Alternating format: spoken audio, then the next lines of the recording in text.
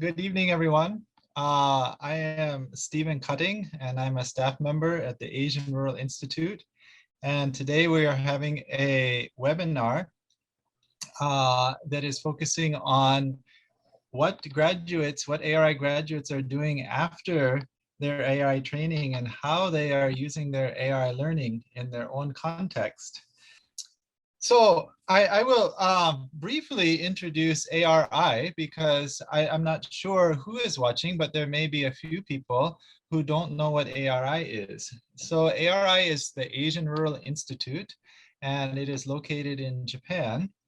And it is a training center for grassroots leaders, for rural community leaders who come from countries all around the world. And they come to ARI to learn about community building and leadership and especially organic farming. And the whole purpose of ARI is to take the training back to their own communities and implement it in their own places and do something for their own people. And so that's what we want to look at today, is what happens after ARI and what are graduates doing when they go back. I think I got everything in the introduction here. So let's just hand it over to Richelle. Richelle is from the Philippines. Both Richelle and both of the graduates that we're going to talk to today are from the Philippines. And both of them were classmates. They were at ARI together in 2019. So 2019, only 2 years ago. They haven't had much time to get a lot of things going, but they actually have been doing very, very well in their places.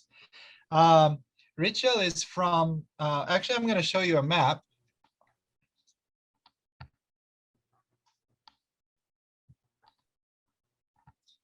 I don't know why it says text on there. I don't do this very well. But Richelle is from where it says Naga on the flag on the right, which is about 10 hours southeast of Manila. But she's not working in Naga, she's working in Cavite, which is north of Manila. I only found that out just now, or I would have flagged Cavite. But if you can imagine, just a little bit north. And then the other flag over there is Bataan. That's where Cornelio is working. So they're actually pretty close to each other, only about 3 hours apart. They're neighbors. So we're going to start today with Richelle, and I want to just hand it over to her and tell us what are you doing? Tell us whatever you want to tell us about what's going on.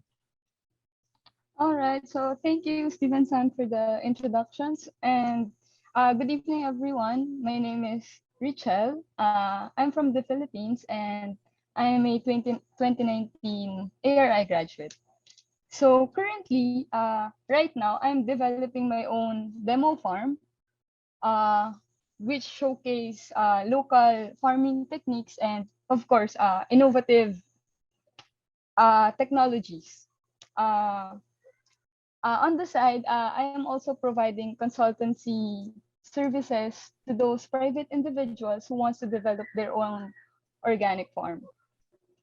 Eventually, I was thinking to create a market where rural and urban dwellers like me could create a market network. So basically now it sounds smooth, but like what I've been doing in the past a year and a half, I think it's nowhere easy. So I remember like back at ARI, so maybe around November when we were all like ready to go home, there was this feeling with me that like, of course, because when you're at ARI, it's a different type of environment because you're with people who shares the same vision as you. So although you have, diverse backgrounds, you all have the same goal. And then living in that kind of community for 9 months, it brings out a different version of you, which you don't really know until you go back home. And I was thinking a lot about this, and then it kind of made me feel scared to go back, because my community for sure have changed and I have changed, and I don't know how it would impact our relationship. But of course, I have no choice, ne? I have to go home. And then going back home, everything was somehow what I expected. Everything was different. When I left, they were having different problems than what I received when I came back. And it was a difficult, how to say, it was a difficult situation, because the community that I have prepared for is no longer available to accept whatever I had learned from ARI. So the problem that they have now is I am in no way position to help them. And at one point, I felt like, oh no, was my 9 months abroad a waste? You know, coming back, the community, they don't want to cooperate anymore, because back home, I'm actually doing integrated farming system. So it's a type of livelihood program where we finance farmers. And then it's just that people don't want to participate in the program anymore. We were working with 44 farmers, and then they don't want to work with us anymore. And then people were somehow, blaming me because I left. The problem is that when you work with communities, you create bonds with people. And when you leave, sometimes that relationship, it causes that relationship to fall out. And then the sad truth was that our farmers are broke. Each of the farmers has an average loan of 4 million yen that they don't know how to pay. And then our partner co-op, they are now forcing the farmers like to sell their lands so that they could recover their cost as well. And we couldn't do anything because I wasn't there. And then there was no ready for the farmers market. So they kept on producing, but there was no available market. So it turned out that most of the goods spoiled, used for animal feed, and then the farmers were just broke. And then, I came home with all this new idea that I think would work this time. But they're like, oh, we're no longer interested. We need money. We're starving. What can you do? You left us when we needed you most. And now, for the past 1 year, we don't know what we're going to do. Now we owe the co-op millions of money. So that's when I decided that maybe it's time for me to, walk away for a while, because I don't know I don't know what to do. And 12 midnight, 2 a.m., I would receive drunk calls from farmers telling me that they cannot sleep, they cannot work, they don't have motivation because they have to sell their lands, because they owe the co-op so much money and they don't know how to pay them. And I would have, and I was thinking, for 9 months, you were not telling me all these things. And then they said, but you're back now. And what are you doing? And then that's February 2020. I went back to the community and told them, okay, how about we restart? So, but we don't have the finances, so we just have to work with what we have. So you start to produce whatever you can produce, and then I will be working to find the market that can accommodate whatever you have, and then let's just figure it out. And then March, there was a lockdown all throughout the Philippines. And now all the goods cannot move. So I have the dilemma of getting the farmers' products out. So even if I have the market now, how will I move those agricultural products? My original community is from the north of the Philippines, which takes about 12 hours to go to Manila. And it's just impossible at the times. So I was working in Cavite. My community is in Abra. People are scrambling. I don't know what to do. I've been working independently because the organization doesn't want to support the project anymore. I was a mess. And then I was thinking that it was maybe a bad decision to leave or to volunteer for farming. That's what I felt. But then I asked myself, like, what I felt before I went to ARI. Because the reason why I went to ARI was that I want to learn new things for the farmers. And I need to find that motivation again. So I started to communicate with Kuya Horns and then tell him, Kuya, what are you doing now? Are you still doing farming? Maybe I'm doing, maybe this is not really for me, stuff like that. And then it felt like maybe, because at ARI, if you don't succeed at first, then you keep on trying until you make it work. So I said, okay, I'll try again, just like one more time. If it really doesn't work, then I'm gonna quit. I'm gonna stop. So during the pandemic, I started to write, to request seeds from seed companies. And then I told them, I'm working for like an urban garden project. Please send us some seeds and stuff like that. And then they started sending seeds for free.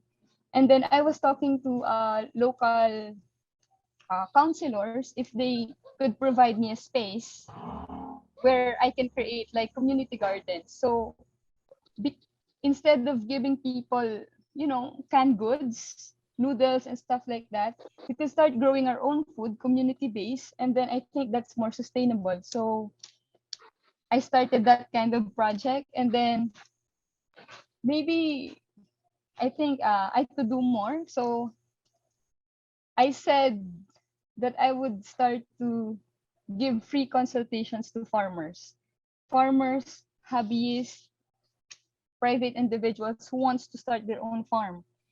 And then that is where it all started. That is where I felt like, oh yeah, this is for me. I just started it, I just encountered a couple blocks, but maybe this is still working. And then I started to work with mostly foreigners. And then I've been traveling for like a year, all around the Philippines, communicating with people who wants to start their own farm. And then I created my own business wherein I would collect the local products of the places that I've been traveling to, and then package it and then put it out on the market. And from there, I realized, oh, this is something that I would never do if I haven't gone to ARI. I would just have moved on to another profession. But this time I learned that, like, if being with the farmers doesn't work out, I can still help them in another way. So when I started to build my own brand, I created an e-commerce website, and then I've been selling the products of the farmers because right now we can't travel. So I have a partner logistics company, and then they would be collecting the products from the farmers and deliver it directly to the market buyers. And then when it started, I kind of figure out what I was going to do. I also did have the courage to start my own demo farm because most of the farmers are asking like, so what now? Are there new things that you're willing to share with us? You keep talking about organic farming, but we're not seeing it. What are you doing? Where is it?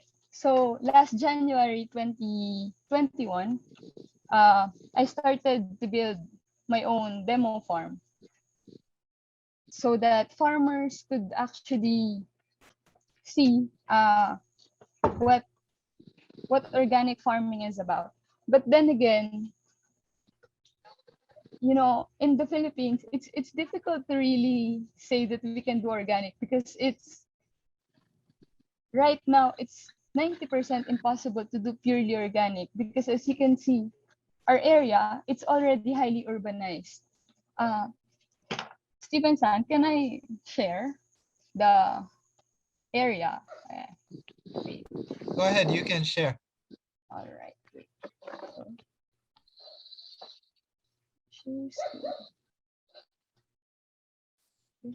So Richelle is going to share some photos or maybe some videos about her area. Okay. Oh. So this is the farm. As you can see, we are surrounded by, you know, urban housing. So this is a 2.5 hectare land. Wow.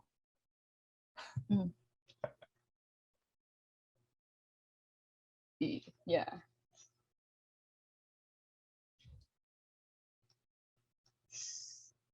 So with the size of my farm, I could actually support sorry, wait, it's this. With the size of my farm, it's only 2.5 hectares, but I can support the whole not prefecture, the whole barangay or like town. I can support the whole town just based on their food consumption.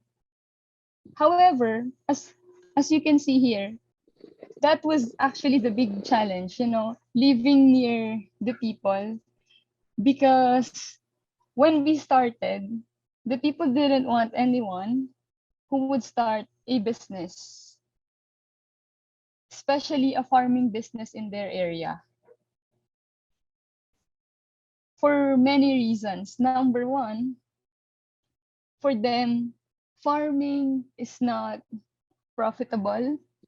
Second, they feel like in their area, we would be causing, animals would cause a lot of pollution. So basically, people were uncooperative of what we were doing. And then I have a business partner who is a Chinese national. And then the people seeing a foreigner, they don't like it. So when people are not cooperative with you, basically we would be getting complaints almost every day for things that we never did. And we would get complaints about, you know, our water system because we're using deep well. Now we have to put meter on our water system when it's supposed to be free. And then our laborers, they don't want to work with us. They would come on a Monday and then leave on a Tuesday. And then there were multiple times that our farm was actually attacked at night. So all our vegetables were cut.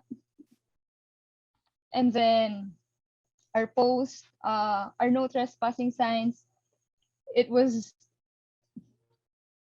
just devastating. Like, you can feel that the people around are not willing to cooperate with what you're doing. So what we did, because we cannot really please anybody. As you can see on the video earlier, I gave them 3 meters on the side. And then I told the people, hey, you know what? We have free seeds here. If you want to plant your own vegetables, you can. You can use 3 meters on the side. It's like our gift to you. Just please, let us do our own thing. We promise we're not gonna have pigs. We're not gonna have any livestock until the community is willing to accept. If you don't like, because they've been threatening our workers, so if you don't like our workers, then do you want to work with us? Well, if you work for us, we'll give you free cavan of rice every month. So people came. Oh yeah, we want to work here.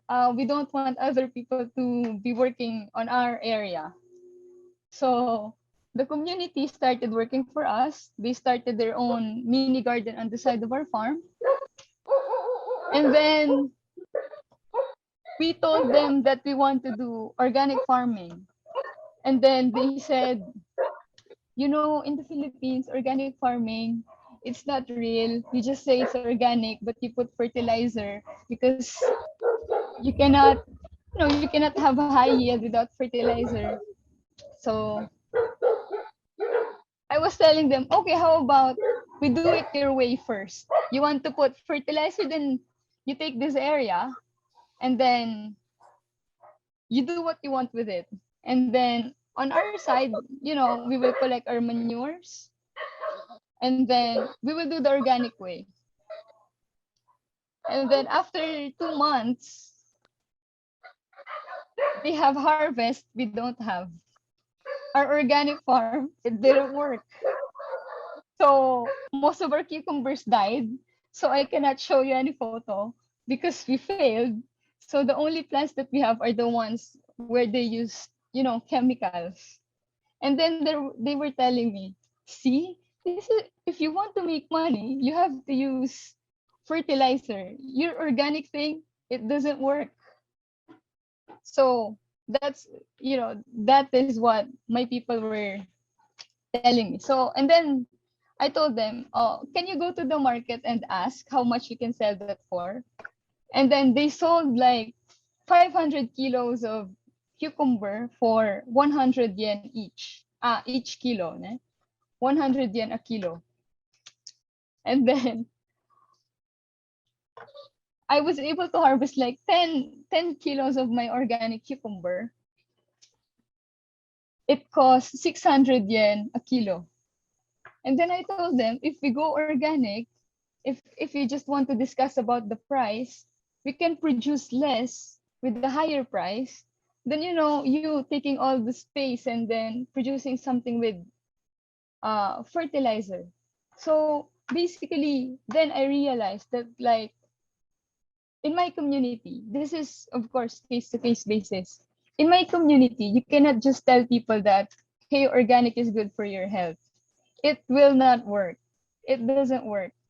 In my, this is a third world problem. People want money.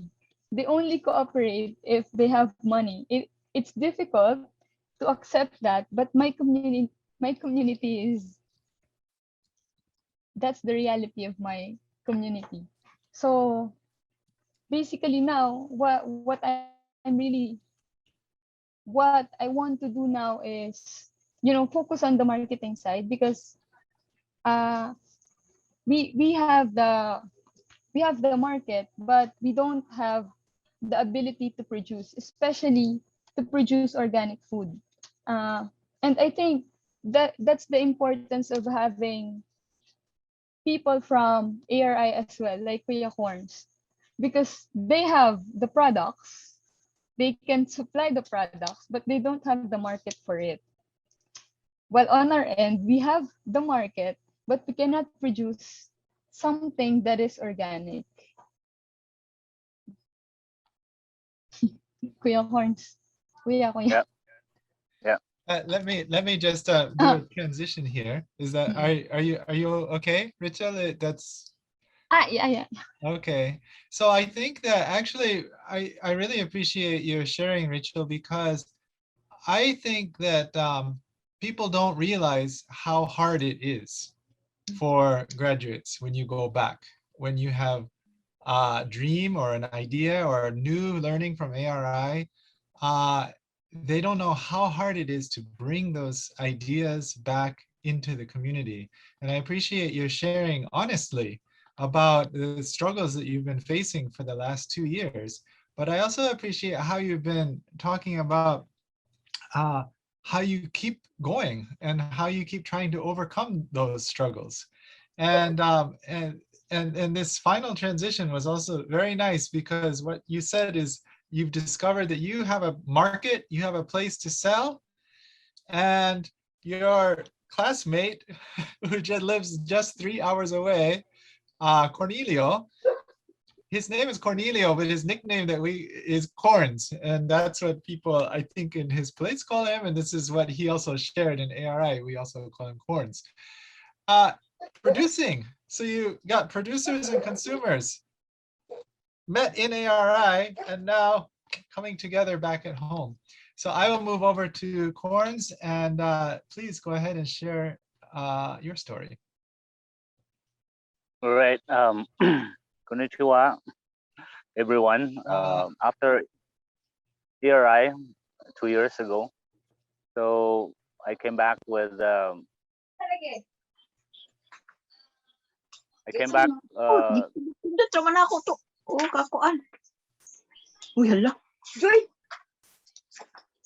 Speaking for Joy, wait, there's someone.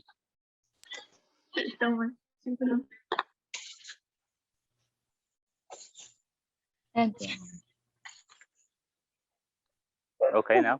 Go ahead. All right.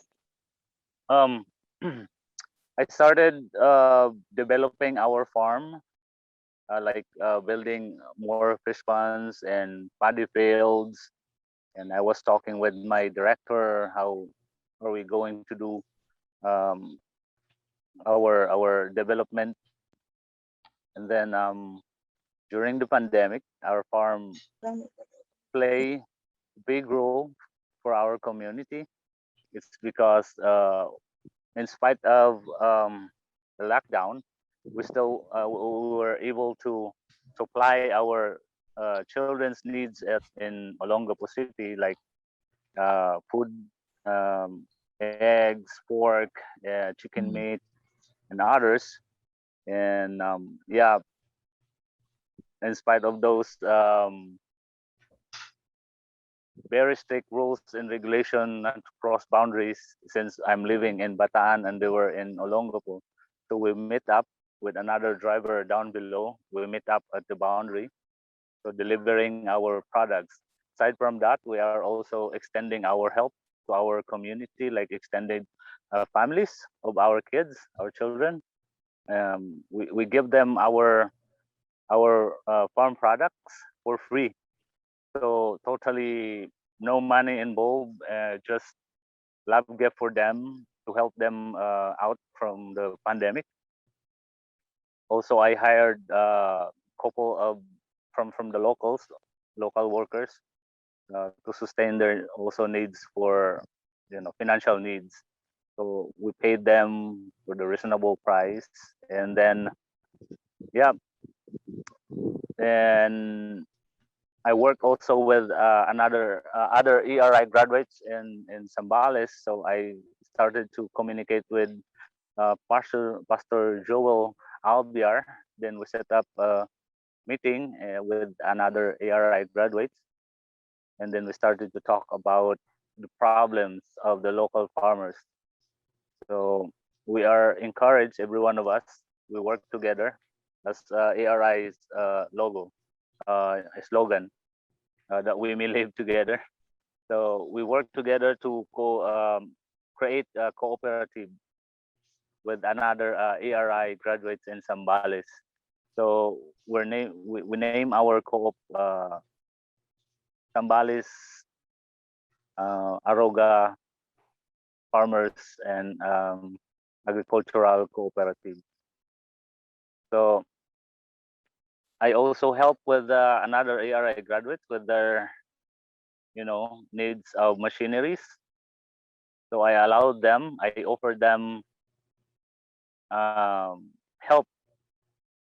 I offered them my help with my machineries to plow their areas for free.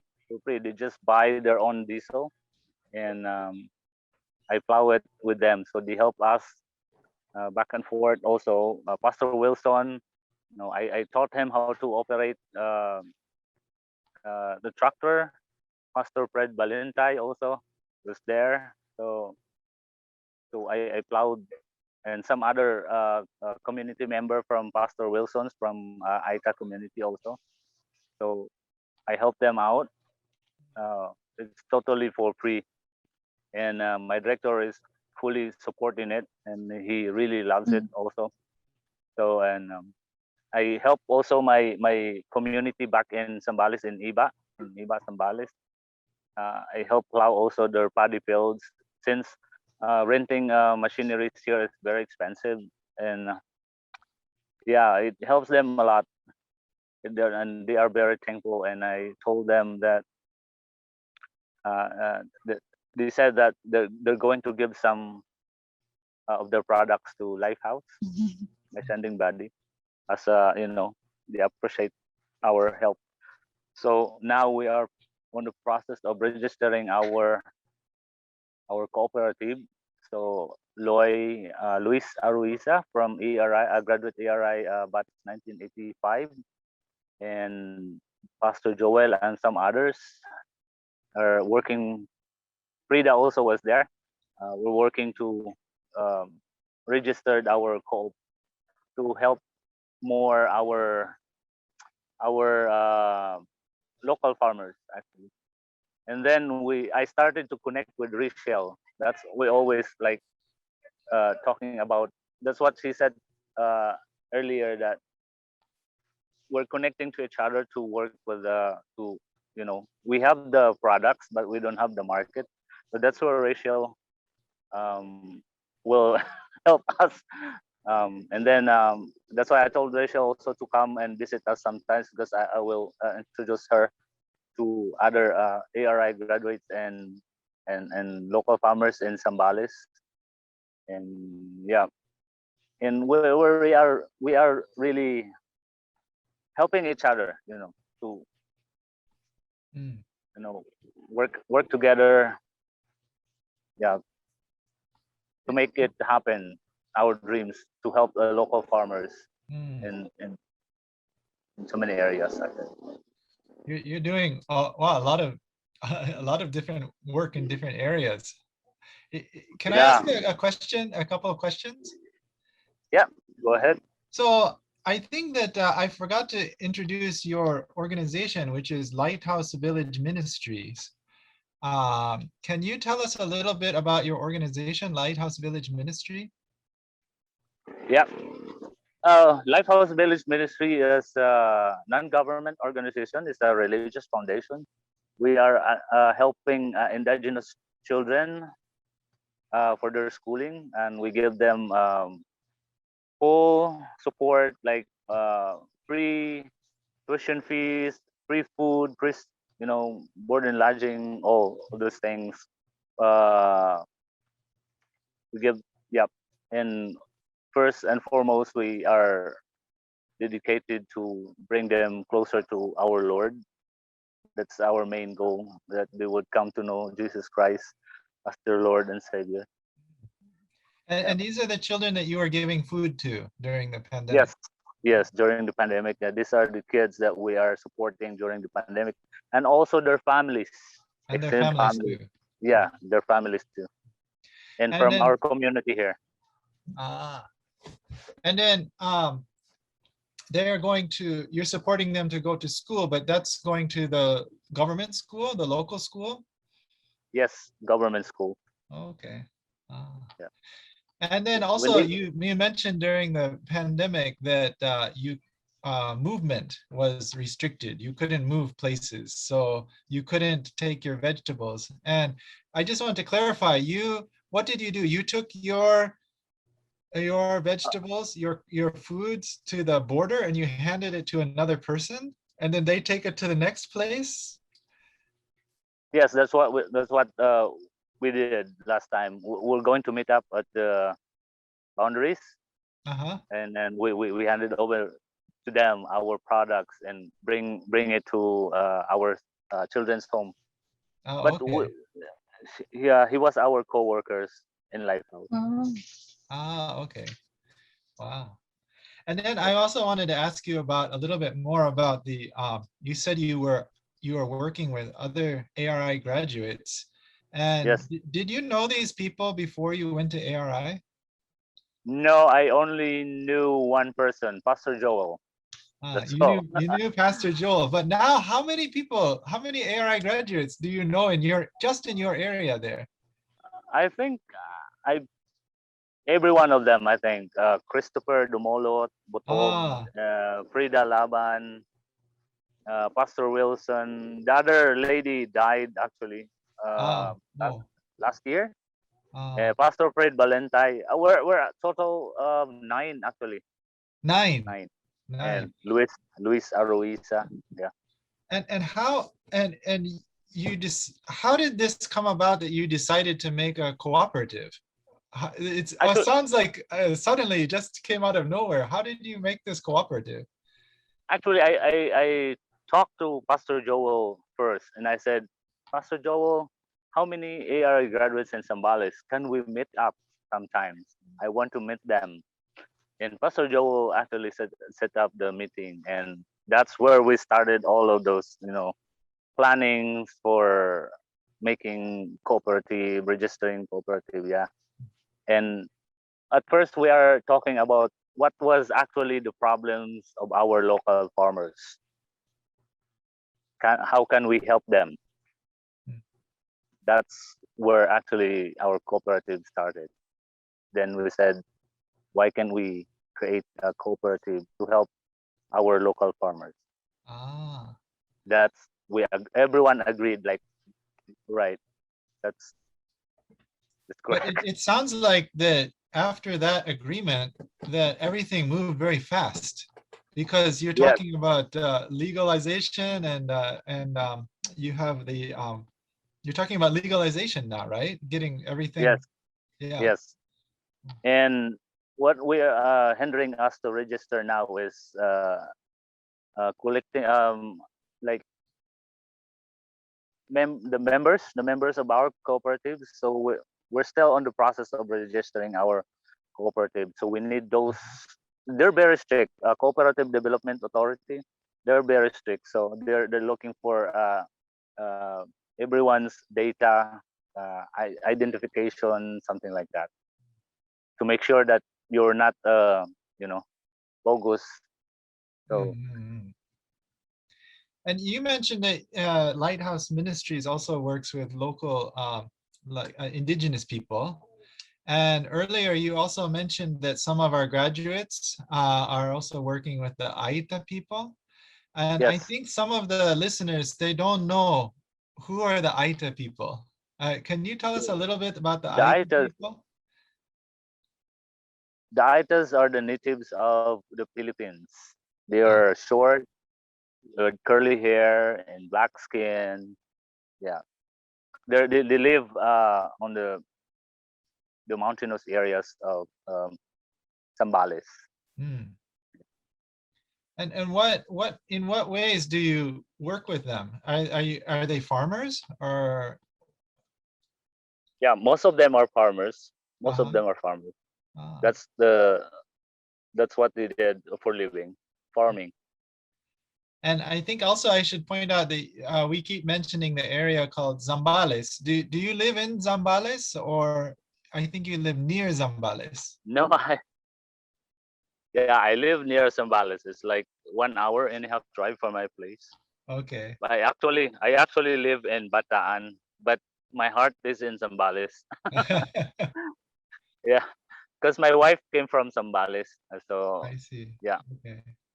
And I don't know if the listeners caught what you said earlier, but you mentioned that you last month in May, you were helping all the different graduates in Zambales and with your, because Lighthouse Village Ministries has a tractor. And Yes. yeah, I think you were driving from Bataan up to Zambales. Yes, that's true. Yeah, that's true. I And traveled during nighttime, so no police officers. and so you went and you Yeah, I helped them helped to last plow all the May rice paddies. when you talked to me last time. Yeah, I worked with Pastor Wilson and his nephew. Ah, Then the next day I helped Pastor Fred Balentay to plow his area. mm, Yes, oh. and I'm traveling back and forth, Zambales, Bataan with my machineries, something like that. I think some of the listeners don't realize that there are places like Zambales, like where there are many graduates, and some of them maybe ask why do we have many graduates, ARI graduates in one area? And I think this is a good answer, because when you have many graduates in one area, they come together and you can do something and like make this cooperative or go around and plow the fields of yeah. Yeah. We're actually, most of the time when we were talking about when we meet up and we have some meetings, we're talking about problems with local farmers.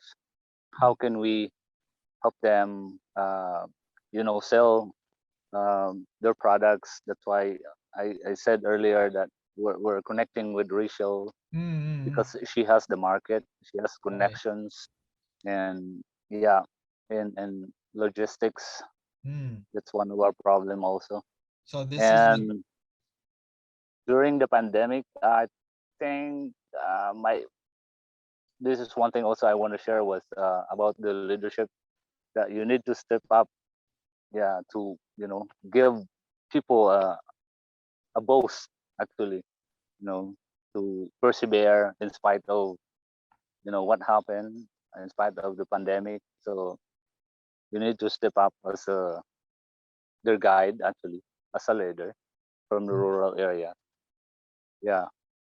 And yeah, I think that's what I actually did last 2 years ago, from ARI.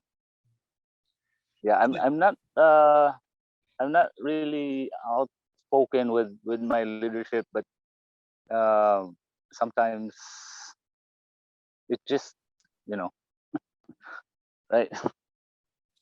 I think based on some of the earlier conversations that we've had, are you saying that maybe, are you talking about the leadership that you were learning at ARI is having a kind of impact in how you're working? Yeah, I think I think that's what I want to say. From there, I was like very quiet there when it comes to leadership, but when I came back here, I actually like doing it, something like that. Yeah. Because I think, yeah, this is one of the thing I think some of the listeners really want to know is like how you are using your ARI learning, or what part of the ARI training you are using. So I think you're focusing here on the leadership. Yeah, I think, yeah, because I need when it comes to times like this, like people need someone to like stood up for them, and sacrifice for them. I think that's one leadership essence is to the sacrifice for others. Yeah, That's a strong word, to sacrifice for others. yes. Wow. I think that's what I did during the pandemic. Yeah, I don't care about if I'm gonna get the virus or I'm gonna get caught with the authorities. As long as I'm doing it, helping others, doing it right, something like that. Wow. Wow. If it's okay, I would like to also ask, Takashi-san, you have a question? Yes. Go ahead. Kon, thank you so much. I want to Oh. ask you, Yeah. I really appreciate your great work. And then how do you feel when you lend your the backhoe and the machine freely? How do you feel when you lend? Oh, I feel happy helping others. And my director of Lifehouse is happy also seeing both of me and my director. No amount that you could put on the smiles of people that you're helping. So far, any problem? The people that you broke the parts or something problem you happen? No, because No. yeah, when it happens, I actually negotiate with them. But sometimes, most of the time, we paid for it. I fix myself the problem with our machine. Oh, thank you so much. Ne? Uh, I think that is a really practical way of it's a real the things of the way of leadership. I think real leadership. I think. Yeah. Isn't that a fun image, Takashi-san? To Yeah. picture Corns driving around the Philippines with his tractor. Yeah, we already in the morning gathering, Con shared how to use a backhoe, and then even his kids operating that. I was really surprised. We are really surprised that. what is actually also interesting with what we are doing last May, helping others, other graduates in Zambales, is I'm working with my family. So I took my wife and my kids with me. So we stayed overnight at Pastor Wilson's farm field there. So kind of adventure. Yeah. So also my kids can see what their father is doing. So they can be the next leader, actually, something like that. I have a quick thing to say to the listeners. We have a link to a questionnaire that if you can fill that out, that really helps us to think about how we can improve these webinars each time. So the link is there in the chat. But once we close the webinar, you can't see that anymore. So if you can copy and paste the link, or also you can find the link on Facebook. So if you could just take a minute or two after this is over and fill out that questionnaire. But I really, before we close, I actually also want to ask Richelle the same question. I want to ask, what part of the ARI training how are you taking your ARI learning back home? Well, aside from the leadership, what really got to me was like the community building, the relationship with the community, because I realized how difficult it is to work alone. If you cannot get other people to really work with you, the process takes really long time. And now I appreciate that sometimes, like what Kuya Korn said, you really have to compromise. You have to compromise and sacrifice so that you can meet halfway and then do great work together. Do you So this is a question to Richelle and Corns. You said I think that you're at the very early stages of this idea that the Corns has the products and Richelle has the market. Where are you in this discussion, or what do you think you might do in the future? Yeah. Yeah, go ahead. No, me. You can both answer. I've been, I've been waiting to visit him, but right now their area is in quarantine. Like they have a strict lockdown, so outsiders like me, I cannot visit their place. I see. But definitely, before the year ends, we could create this market network for his community and mine. So the next step is just to be able to move around. Yeah, we've been talking about, Richelle and I, about connecting each other from Zambales to his place, like our products from Zambales, especially on the market issues of our products.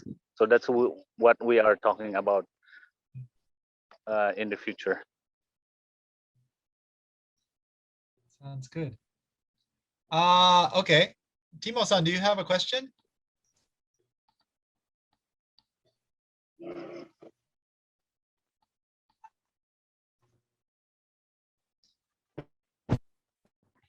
Yeah, I wanted to ask Corn and Richelle, because last time when we were talking, Corn was telling me about logistics. It's something that they are looking for, and I want him to share more about it. How have you able to start something with the logistics that you are talking about between you and Richelle? Go ahead, Rich. Yeah, so basically I was telling him earlier that if he could collect the products, and then I would be the one arranging for the logistics. The problem with the logistics basically is the cost, because we need to rent trucks and then we have to fill it so that we can cover the cost. So I was telling Kuya Corn-san that this is basically just, scheduling. So if the products are there, definitely the logistics can be easily dealt with. Yeah, so what I'm thinking is that, is there any way that you people have planning to maybe write a proposal to get a truck, a small refrigerator car that can help doing this business? Because I think this collaboration is very, very important.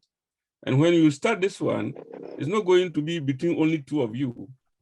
I think in Zambaras and even within the whole Philippines, you can work something. So I don't know whether you are thinking about it, of trying to combine yourself and do some kind of project proposal. And then Stephen is there. You just attack Stephen and just put his neck on the wall and see what will happen. Yeah, actually, Corn-san and we already discussed that most I have friends who are willing to put in their investment, all the resources that the social business might need. I have friends who are willing to support it. So our problem basically would be if we really have the product, because right now the market is just there waiting. The logistical support, they're willing, but we have to show them first we really have it, and then basically the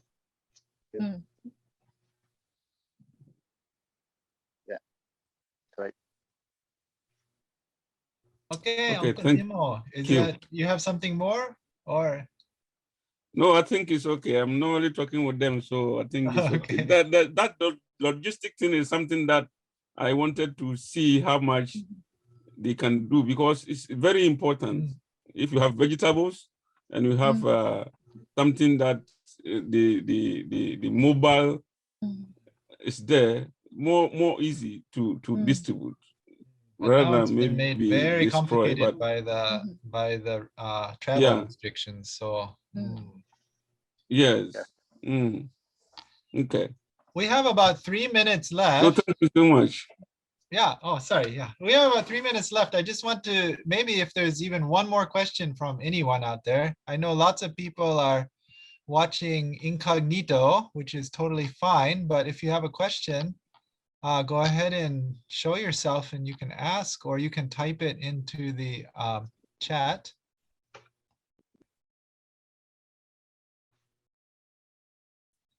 We're up to 18 participants now.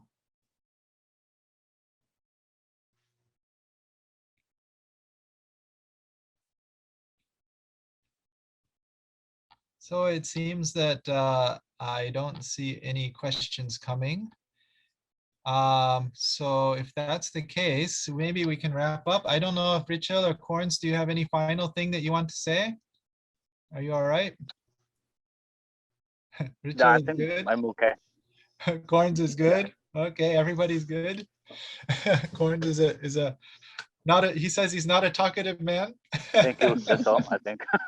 Thank you, everyone. Work more than talk. So yeah, again, I guess I'll wrap it up. And this is the first webinar where we have invited graduates and they're live. And so this was a great experiment for all of us. And I do hope that you enjoyed, and I hope everybody learned something. And again, if you could fill out that questionnaire, that would really help us. And I didn't explain my role at ARI. I only told my name at the beginning. I'm Stephen, but my job at ARI is graduate outreach. And I have been doing graduate outreach now for this is my 4th year already. Wow. And when I started graduate outreach and started talking to graduates and hearing from them, I hear from them like you heard from Richelle and Corns today. I hear from many, many, many. My whole perspective of ARI began to change because I began to see ARI through the eyes of the graduates. And this made me realize that when I want to know, if I want to know the full meaning of ARI and its mission, then this is where we go to learn it. We find out from the graduates what happens after ARI. So I hope that we will have more webinars from graduates in the future, and we welcome everybody. I think it's a great place to learn from each other. Yeah, somebody asked if we have pictures. I don't have them now. Yeah. Okay. So I think that, yeah, let's go ahead and wrap this up. Thank you, everybody, for joining. Hey, thank you. Thank you. Especially thank you, Corns, and thank you, Richelle. It was really good to see you. I'm sure a lot of people just joined because they wanted to see your lovely faces again. Okay, thank you.